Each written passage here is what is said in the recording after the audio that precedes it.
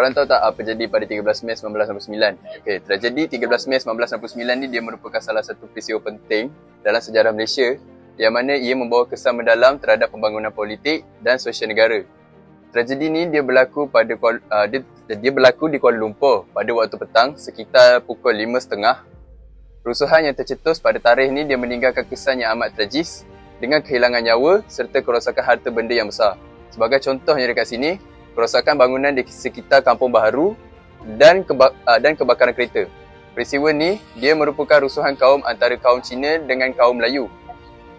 Peristiwa ni juga telah menjadi pencetus kepada perubahan besar dalam dasar-dasar kerajaan, terutamanya dalam usaha untuk memperkukuhkan kaum dan kestabilan negara.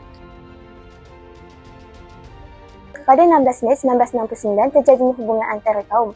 Beberapa hari lepas kejadian pilihan raya ketiga, terdapat penyokong ahli politik yang tak puas hati dengan keputusan pilihan raya tersebut. Waktu berkempen, ada ahli politik yang mengusik tentang sensitiviti kaum. Sewaktu kejadian huru-hara disebabkan pergaduhan antara kaum, PKM ni diambil kesempatan untuk dia memburukkan lagi keadaan. Disebabkan keadaan yang tak dapat dikawal ni, Yang di-Pertuan Agong telah isytiharkan darurat untuk elakkan keadaan ini semakin teruk. Untuk selesaikan masalah perkauman ni, kerajaan dia telah menubuhkan MGERAN iaitu Majlis Gerakan Nasional dan DEB iaitu Dasar Ekonomi Baru untuk menyelesaikan masalah antara kaum.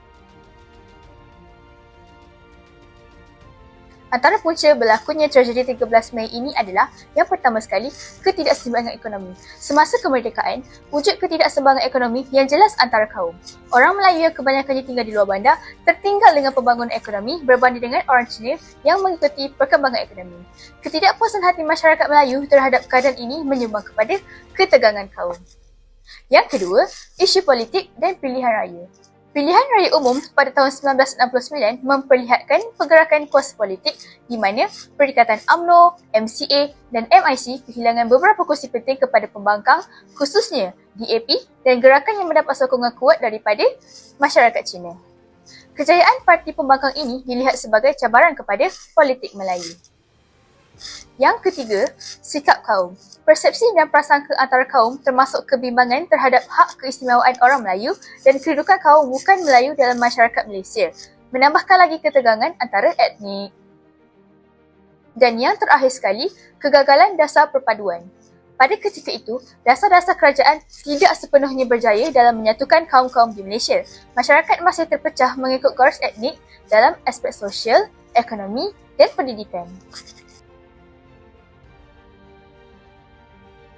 Pada tragedi 13 Mei 1969 meninggalkan kesan yang sangat mendalam terhadap landscape sosial, politik dan ekonomi Malaysia. Antara kesan utamanya adalah yang pertama, ketegangan kaum. Tragedi ini memperlihatkan jurang perkauman yang mendalam antara kaum Melayu dan bukan kaum Melayu, terutamanya dalam aspek ekonomi dan sosial politik. Ketegangan ini membawa kepada rusuhan yang memakan banyak nyawa dan harta benda. Yang kedua pula adalah pengisytiharaan darurat. Akibat ketidakstabilan yang berlaku, kerajaan terpaksa mengisytiharkan darurat. Kuasa pemerintahan sementara dipindahkan kepada Majlis Gerakan Negara iaitu MGERAN yang dipimpin oleh Tun Abdul Razak. Ini membolehkan kerajaan mengambil tindakan yang lebih tegas untuk mengawal keadaan. Yang ketiga pula adalah penggubalan dasar ekonomi baru iaitu DEB. Tragedi ini mendorong kerajaan memperkenalkan dasar ekonomi baru kepada tahun 1971 yang bertujuan untuk mengurangkan ketidakseimbangan ekonomi antara kaum, terutamanya dengan membantu orang Melayu dan bumi putera mencapai kedudukan yang lebih kukuh dalam ekonomi. Yang keempat pula adalah perpaduan negara. Tragedi ini menjadi titik tolak kepada usaha-usaha untuk memperkukuhkan perpaduan negara.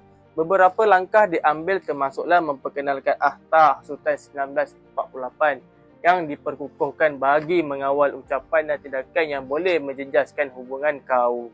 Yang kelima pula adalah pengawalan media dan penerbitan.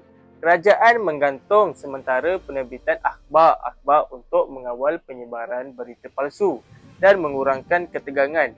Jabatan Penerangan turut memainkan peranan besar dalam menapis maklumat yang disampaikan kepada rakyat bagi memastikan ketenteraman awam.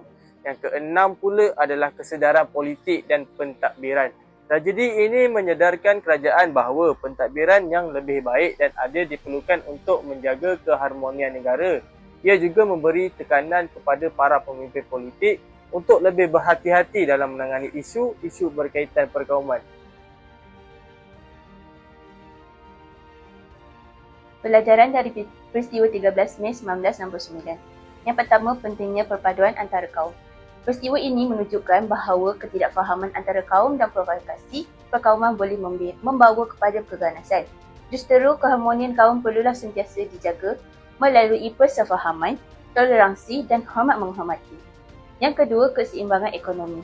Ketidaksamaan ekonomi antara kaum, terutama di dalam kalangan orang Melayu dan Cina pada masa itu, menjadi salah satu faktor ketegangan.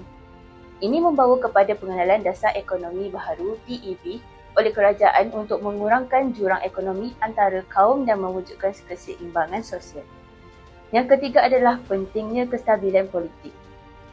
Ketegangan politik sebelum peristiwa tersebut termasuklah pertikaian antara parti-parti politik yang mewakili kaum-kaum tertentu. Mempercepatkan krisis ini mewujudkan bahawa kestabilan politik dan penyelesaian isu secara diplomasi adalah penting bagi mengelakkan komplikasi besar. Yang keempat, peranan kerajaan dalam menjaga keamanan. Kerajaan Malaysia mengambil langkah tegas selepas peristiwa tersebut dengan mengisytiharkan darurat dan membubarkan parlimen untuk semata. Di samping memperkenalkan Akta Keselamatan Dalam Negeri, ISA, ini mewujudkan bahawa kerajaan memainkan peranan penting dalam memulihkan keamanan dan mengawal ketegangan.